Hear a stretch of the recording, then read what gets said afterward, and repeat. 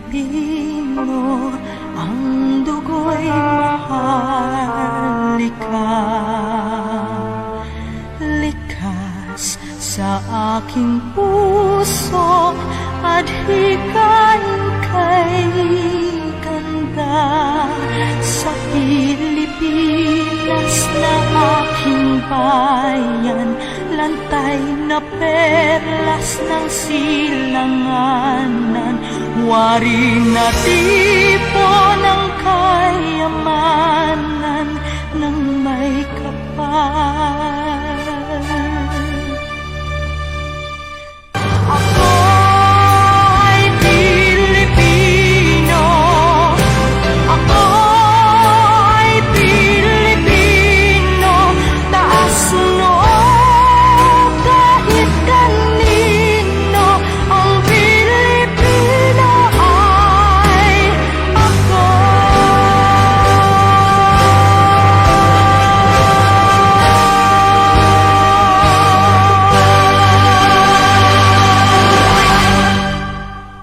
In 1810, after a successful revolt, there was shortage of money in Spain.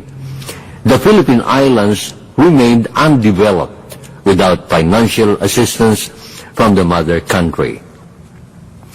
Don Hermogenes A. Rodriguez introduced important changes and systems that led to the economic and social upheavals and improvements in the ways of life of the Filipinos. Wealthy Spanish investors were invited to invest in the Philippine Islands. Vast wildlands were cleared for production. Sugar plantations started to grow. Tobaccos became one of the big sources of revenue. Abaca and copra growth were given as incentives. Cottage industries were introduced. Pineapple plantation in Las Piñas became the source of the beautiful piña weave fabrics for Maria Clara's and Spanish elite society. The galleon trade with Mexico, China, and Japan started to flourish again. It was the primeval of the new era in the Philippine Islands. Manufacturing was given incentives, utilizing the enormous natural new materials. Don Hermogenes A. Rodriguez and Don Miguel A. Rodriguez had cherished the land of their ancestor, Don Esteban Rodriguez de Figueroa. They remained in the Philippines and settled down for good with regular visits and vacations to their mother country, Spain.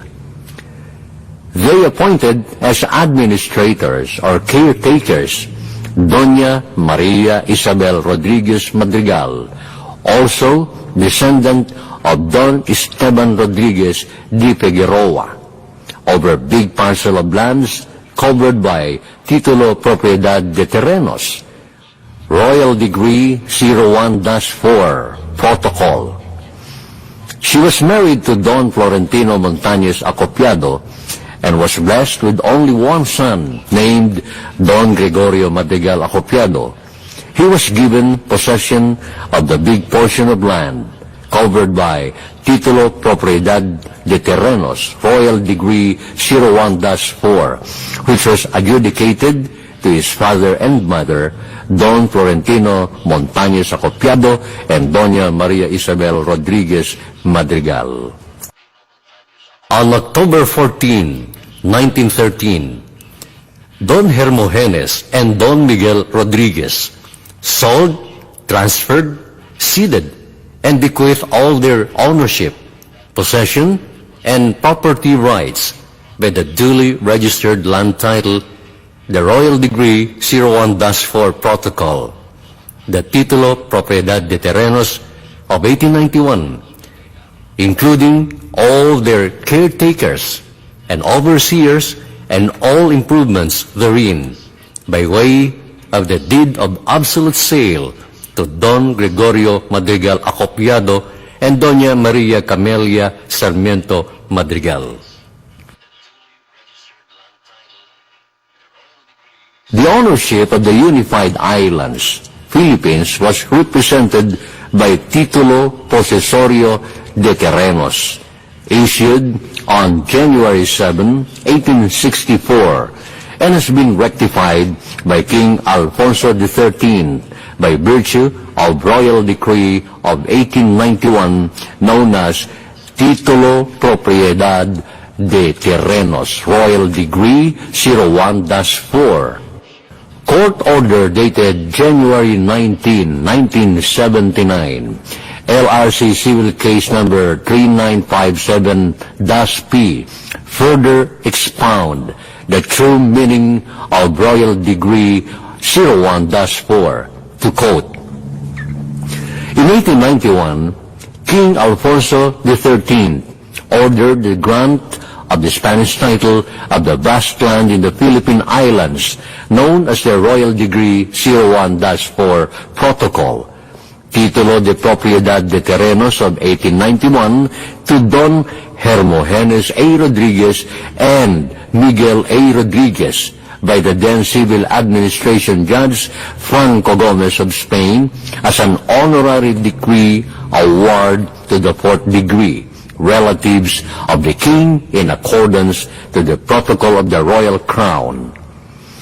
The Royal Degree 01-4 Protocol, Titulo de Propiedad de Terrenos, signed for and in behalf of King Alfonso XIII by the Civil Administration Judge Franco Gomez, for and in favor of Don Hermogenes A. Rodriguez, covering vast tracts of land in Luzon, including Visayas and Mindanao.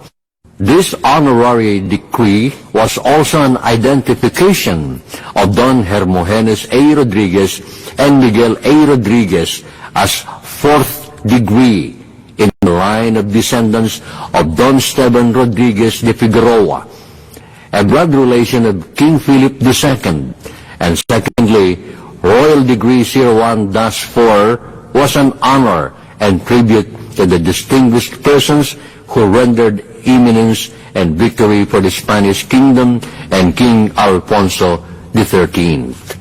To elaborate the court's order stated facts, this is how the Titulo de Propiedad Royal Degree number 01-4 Protocol Año 1826, 1861, 1891, as seen on the face of the title, was interpreted. Royal Degree means an honorary decree, an identification of Don Hermogenes A. Rodriguez and Miguel A. Rodriguez as fourth degree in the line of Don Esteban Rodriguez de Figueroa, a blood relation of King Philip II.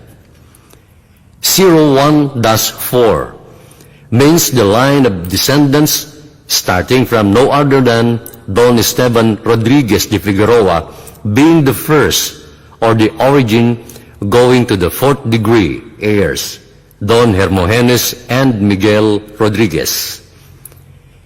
Protocol means the first copy of a treaty or other documents prior to its ratification. Royal Degree 01-4 emanated from the previous royal decrees issued, namely Royal Decree of 1826, Royal Decree of 1861, and Royal Decree of 1891, as can be seen at the heading of the title. The power of the king in doing such undertaking is that the Philippines is a crown colony in the sense that she belonged to the Spanish king.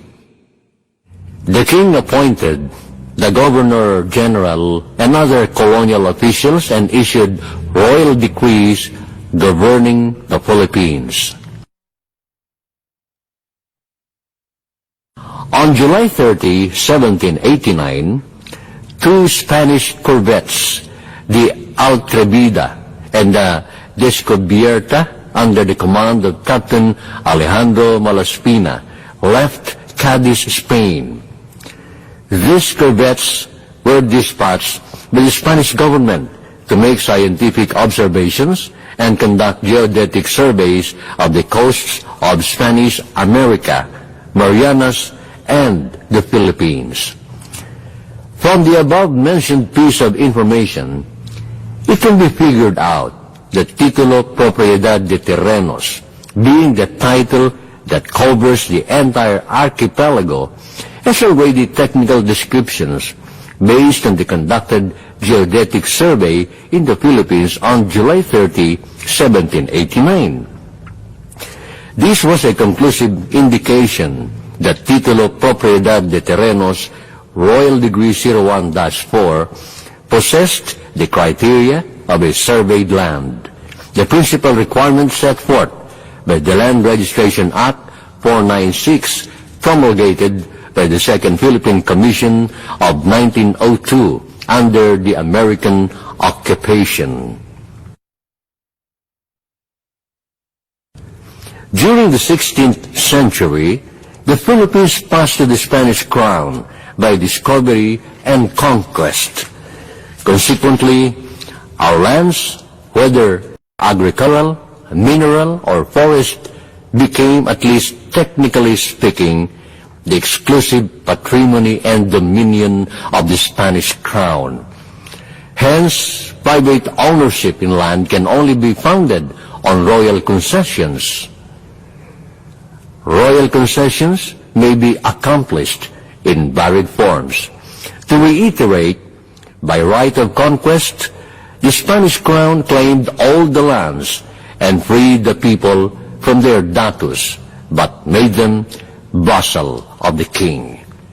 The primary purpose of the king in doing so, the above-cited rational activity, was his desire to secure all the islands and islets from foreign invasion and taking them from the rest of the archipelago.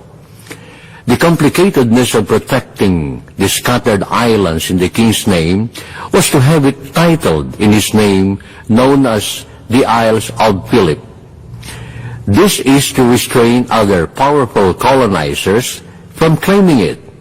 If the king did not act upon this, and had the whole archipelago titled by virtue of royal decrees and royal orders, probably what remained were few islands, hence there's no such thing as Philippine archipelago. We were colonized by Spain for 333 years. During that period, the King of Spain granted several parcels of land signified by different Spanish titles, royal concessions in varied forms such as Título Real, Royal Grant, Título de Composición con el Estado, Adjustment Title, Título de Concesión Especial, Special Grant, Título de Compra, Title by purchase during the Spanish colonial period, Título de Composición, which was a kind of legal compromise, Información possessoria, actual public and adverse possession of a piece of land. There were also different forms of accessions under the Civil Code and special laws. An example is the Título de Propiedad de Terrenos, Royal Decree 01-4 Protocol, an honorary decree, the paramount title of them all. All legitimate owners of land in the whole archipelago holding Spanish title those times were recorded under Cuaderno Supletorio del Registro de Anotaciones de Títulos de Propiedad de Terrenos expedidos por la Dirección General de Administración Civil of 1891. The primary entry book employed for land registration by the Spanish government, an indication that Título Propiedad de Terrenos Royal Decree 01-4 covers the entire archipelago. It is better to interpret that OCT 01-4, although covers Luzon, Visayas, and Mindanao, all within Philippine territory, does not necessarily mean the Rodriguezes or the Acopiados owns the entire land area of the archipelago. The perfect analogy is that, let us assume that the Philippine archipelago as a subdivision. The ownership and dominion of the subdivision's owner to all the lots that had been sold absolutely relinquishes his right. The buyer, new owner of the subdivided lots, will now therefore acquire a new title in their name originated from the mother title, which is the subdivision owner's title. Thus, it would be very foolish to conclude that all the islands belong to Hermogenes and Miguel Rodriguez, as what the alleged heirs of Rodriguezes as well as Talianos were claiming, which is a sweeping and unfair generalization being refuted by the Maharlikans group managing the Acopiado estate.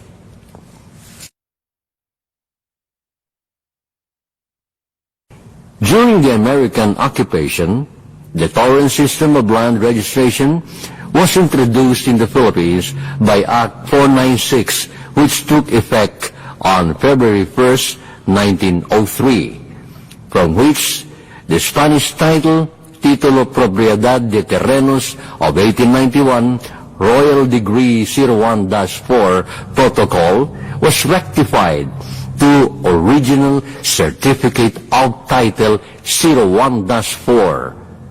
Upon approval and issuance of its Decree of Registration 297 on October 3, 1904 and October 7, 1910. It affirmed that OCT 01-4 was valid from probative nature of land titles of ownership. Hence, OCT 01-4 cannot be nullified inasmuch as the judgment of the Land Registration Court had met the prerequisites of jurisprudence over the land case for registration and had been rendered by the judge who handled the land registration proceedings in accordance with due process as the requirements set forth by the law.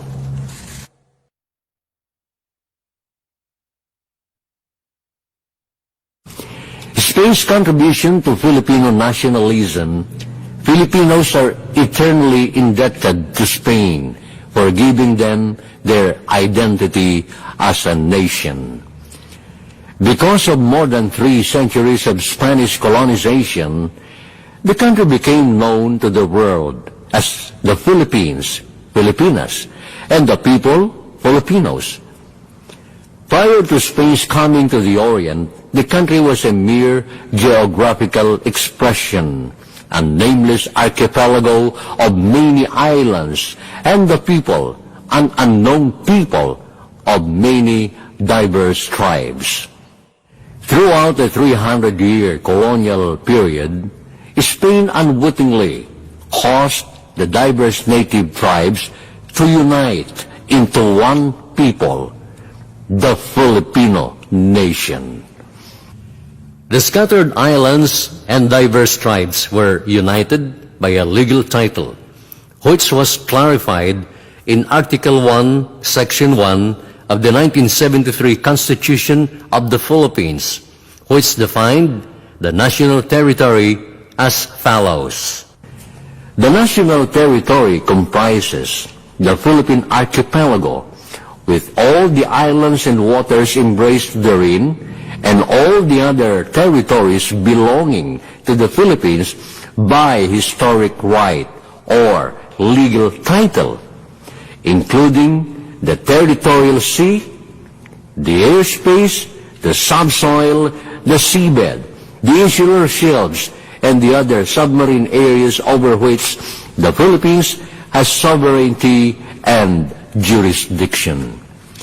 The phrase all other territories implicitly refers to territories like Sabah and Freedom Land on the other hand, and the Marianas and Guam on the other, which historically used to be under the jurisdiction of the Bishopric of Cebu.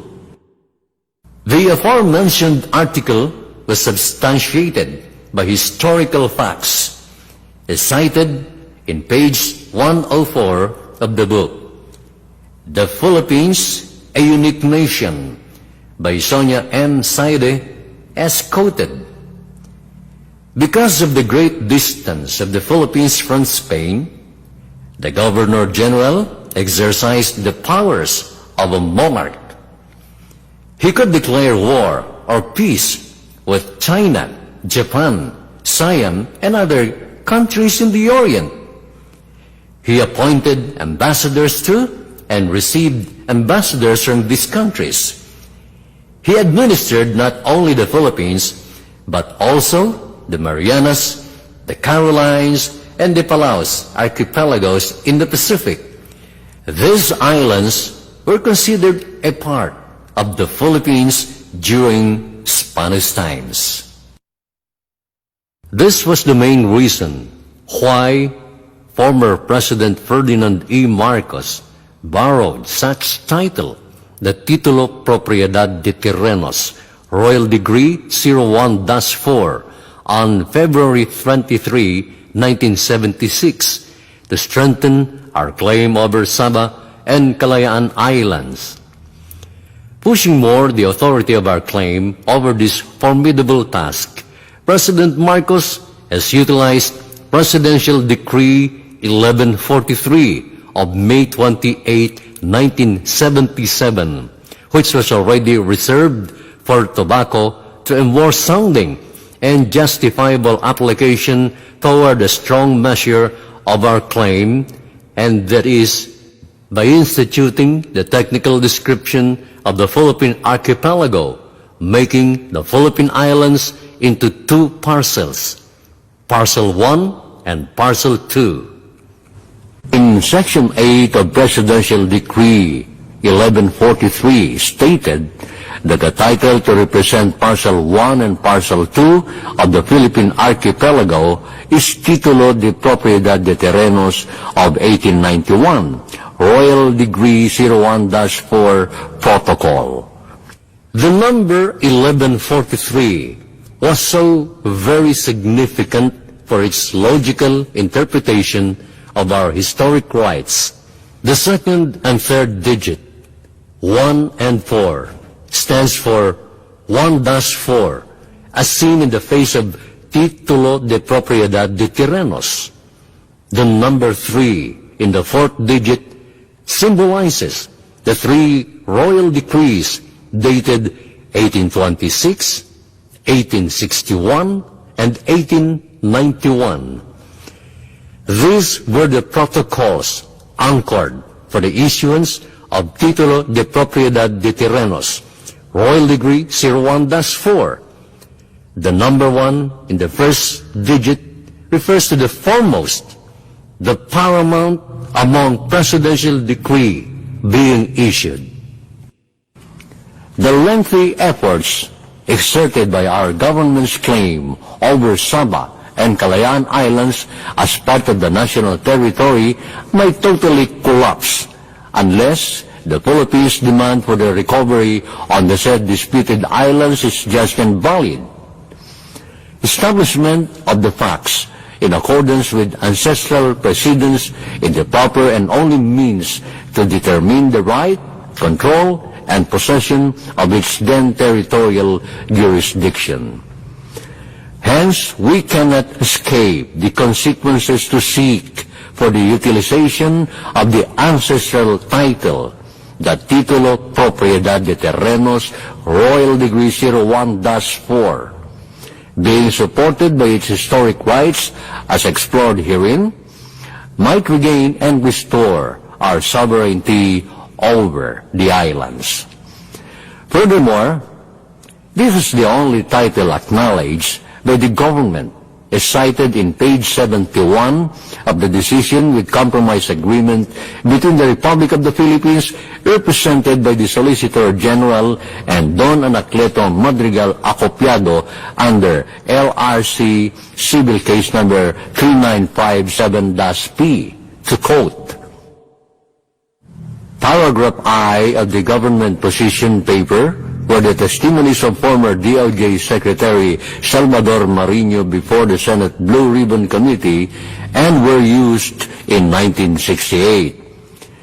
The government had issued only one land title, OCT 01-4, and the decree issued 1910 for the whole archipelago, and that its expediencies, TCT number 408, TCT number 498, TCT number 409, TCT number 407, and thereafter, if any other land title exists other than those land titles alleged to be fraudulent titles in character and are null and void ab initio. Likewise, from the aforecited case, the reconstitution of OCT 01-4 was granted by the court through the petition filed by the Republic of the Philippines, represented by the Office of the Solicitor General. Accordingly, the validity of OCT 01-4 at present was supported by Remedios C. Balbin. She was a University of the Philippines law graduate, cum laude, class 59, a Fulbright scholar, and obtained her master's degree in law in Southern Methodist University, Dallas, Texas, in 1966. In the preface of her 2008 revised edition of the said book, she made clear how important OCT 01-4 in today's numerous land conflicts, as stated. In this 2008 edition, we add substantial materials on a new facet of the new law on squatting. We have included the many land claims or ownership to land which have caused numerous conflicts.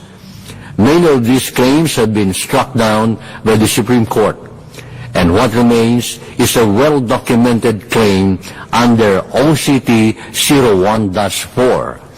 Having been sustained by the Supreme Court, the decision was issued in 1974 by the CFI 7th Judicial District Branch 28, Pasay City, under Judge Enrique A. Agana, may yet be the stabilizing force in the midst of disturbing land conflicts, falsifications, and misrepresentations.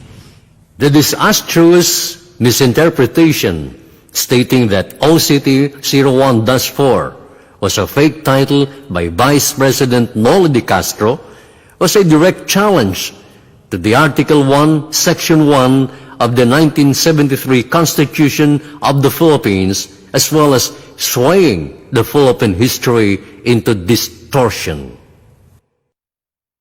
In truth, since most Filipinos are not aware of these historical events, would make us an easy prey to land grabbers by utilizing the same strategy that gave rise to the fraud, the massive issuance of fake land titles named to